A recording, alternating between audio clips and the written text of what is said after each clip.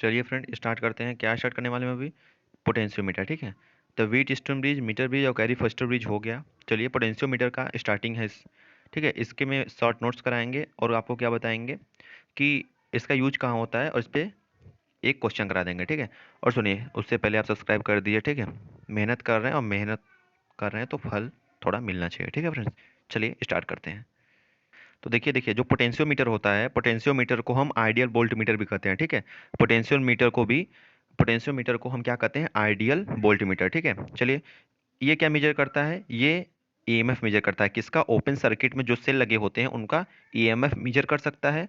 EMF को major भी कर सकता है और ईएमएफ को कंपेयर भी कर सकता है। ये दोनों काम कर सकता है। कंपेयर मीन्स दो दो ईएमएफ का रेशियो बता सकता है। आल्सो मेजर इंटरनल रेजिस्टेंस, और इसका एक काम और है कि इंटरनल रेजिस्टेंस को भी निकाल सकता है। मतलब ये दो काम करता है। पहला, एक तो आपको ईएमएफ निकाल के देगा। दूसरा, स्मॉल आर मतलब इंटरनल रेजिस्टेंस की वैल्यू भी निकाल के देगा। अगर आपको इंटरनल रेजिस्टेंस और ईएमएफ के बारे में पढ़ना है तो लेक्चर नंबर फर्स्ट जो है करंट इलेक्ट्रिसिटी का, उस पे जाइए, पार्ट फर्स्ट पे, ठीक है।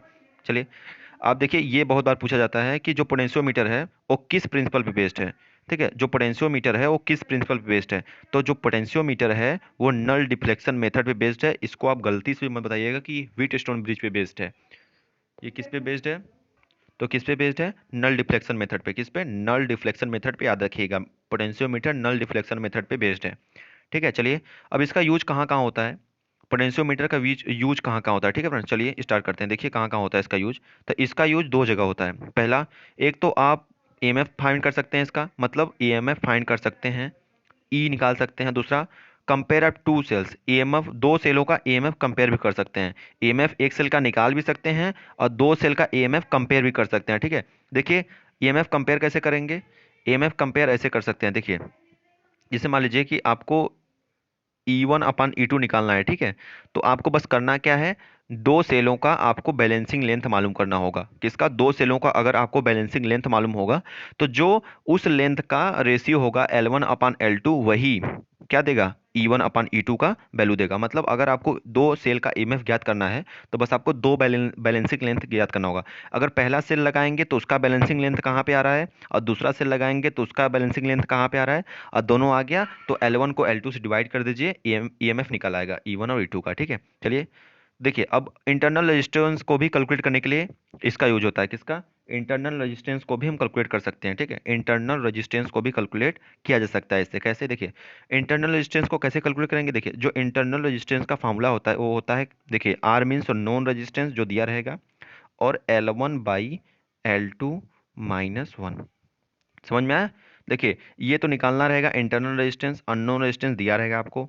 L1 मीन्स जो पहला सेल लगा के आप बैलेंसिंग लेंथ निकालेंगे वो L1 हो जाएगा, और जो दूसरा सेल लगा के आप बैलेंसिंग लेंथ निकालेंगे वो L2 हो जाएगा। उसमें से एक घटा दीजिए तो किसका वैल्यू आ जाएगा? इंटरनल रेजिस्टेंस का। समझ में आया? इंटरनल रेजिस्टेंस कैसे निकलेगा? तो R बराबर हो जाएगा कैपिटल R L1 - L2 - 1, ठीक है। L1/L2 - 1, ठीक है। और आप अभी देखे हैं ना कि E1/E2 किसके इक्वल था? L1/L2 के। तो L1/L2 के जगह E1/E2 भी लिख सकते हैं, ठीक है।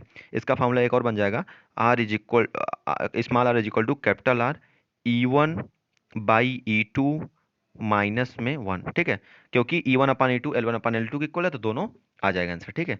चलिए, देखिए डायग्राम डायग्राम देख लीजिए पोटेंशियोमीटर का, ठीक है फ्रेंड्स। डायग्राम तो देखिए, ये बड़ा वाला देखिए।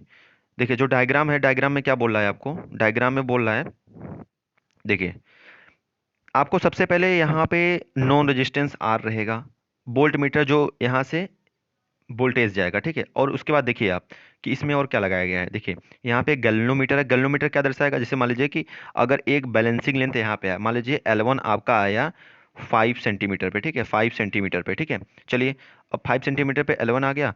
देखिए, अब यही आप अगर पहला सेल लगाएंगे, कौन सा? ये देखिए, ये पहला सेल लगा है ना, ये पहला सेल। अगर आप यही ये भी जो वायलेट कलर से है वो पहला सेल, मतलब जो वायलेट से है वो फर्स्ट सेल है। चलिए, अब गुलाबी वाले से लेते हैं, ठीक है।